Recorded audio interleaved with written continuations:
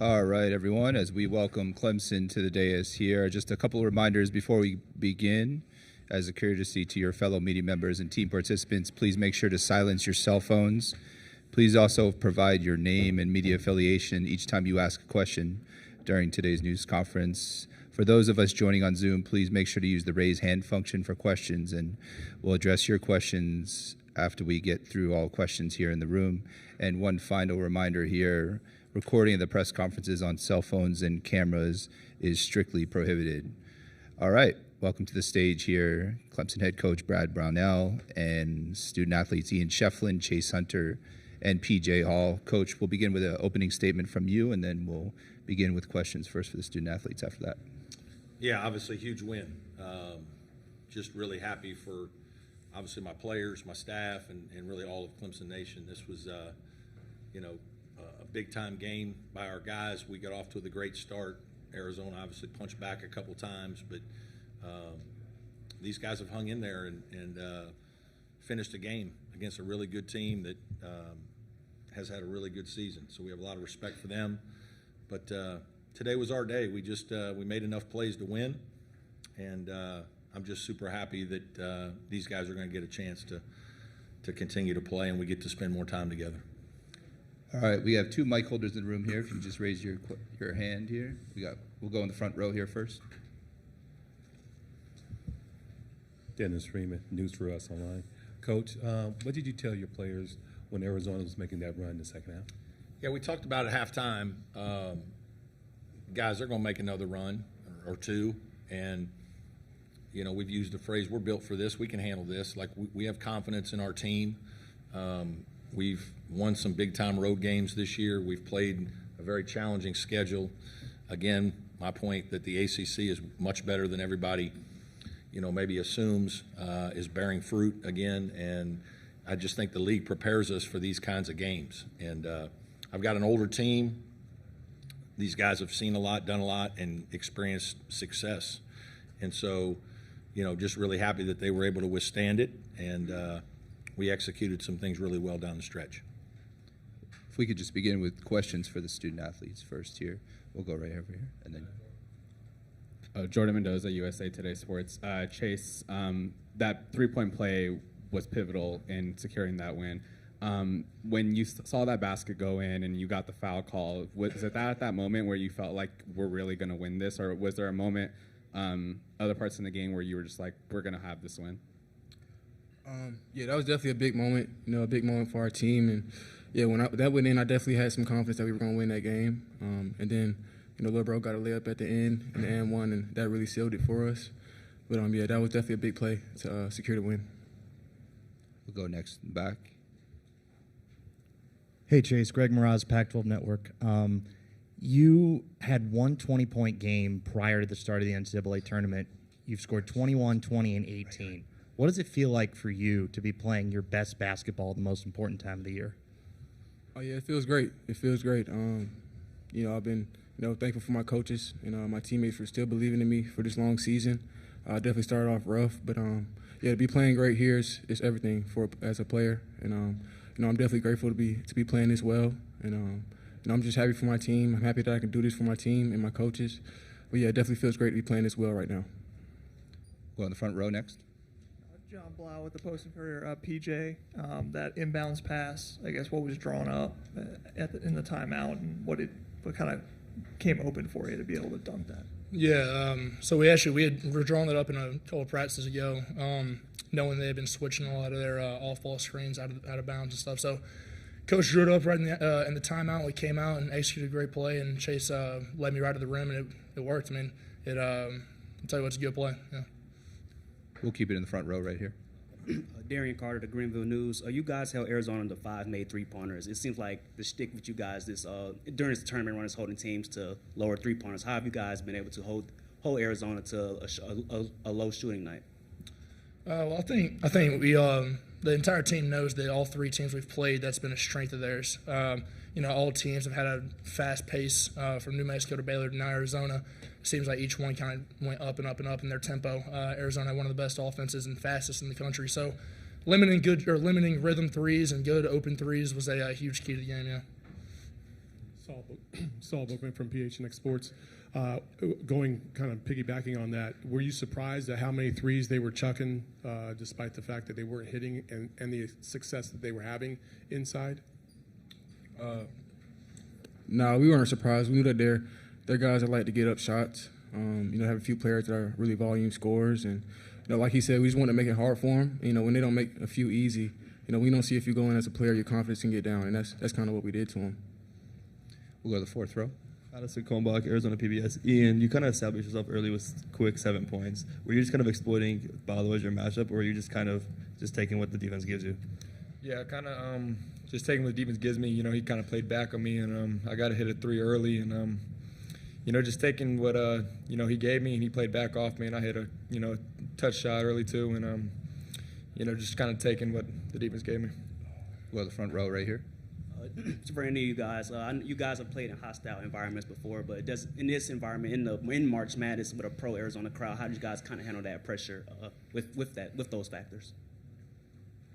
I said earlier to our team before the game, and we've played in what I was saying to them, more intense and harder environments than that against tougher road games. One at Chapel Hill, one at Alabama, one at a ice hockey rink in Canada versus TCU.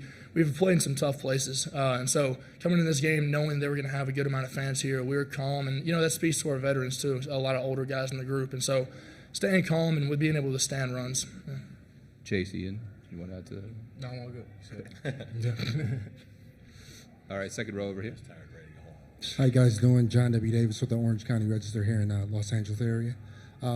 Coach, yesterday you basically said, and I'm kind of paraphrasing, so forgive me if I don't get it exactly right, but you basically said, we're not just here to be here. And this was a game when I feel like you really showed that, because when I look at this, there was only 20 seconds the other team led in this game. Talk to me about just that mentality and how you were able to essentially, lead and win this game wire to wire. Yeah, I just think our guys have a lot of belief in each other, and I certainly have a lot of belief in my team. And we're playing good basketball right now, and it's anything can happen in these tournaments. You got to have really good players, and I have good players. And when you have players, then you try to do the best job you can as a coach to put them in positions to be successful. And when these guys capitalize like they have been, good things are going to happen. So. We have a lot of confidence in our team. We've been through a lot together, especially these 3 guys. These guys are all Chase 5 years, Ian his 3rd year, and PJ his 4th, and so we've been together for a long time. And so we know the ins and outs of each other and our personalities, and I think that helps our team. Do we have any other questions for the student athletes? Yeah, go ahead. Oh, Ian, I noticed you were wearing Kobe's today, and obviously the house that Kobe built. You established yourself so early. Did you feel like you were just in that Mamba mentality just all I tonight? Shout out to my brother. He's a big Kobe Bryant guy, so I guess you could say that. Let's please not compare yourself to Kobe Bryant. You're playing well, but let's. R.J. Godfrey calls me Kevin Durant sometimes, so I don't think that's much closer, but you can Bill say that. Laimbeer rings true to me. You don't even know who that is. No, but it was good to get going early. So. All right, we have a question here on Zoom from Dan Tortora.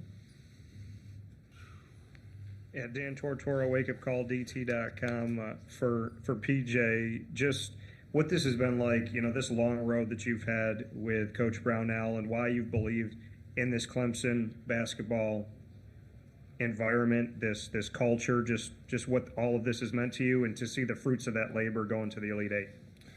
I can only thank God.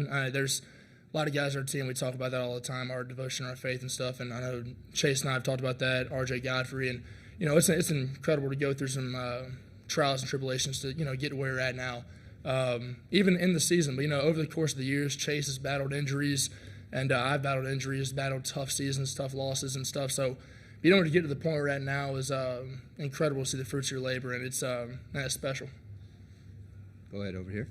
For Chase, their star player, Caleb Love, 0 for 9 from 3, Pac-12 Player of the Year, and 5 for 18 shooting. Yeah. Talk about the great job defensively you did on their star player.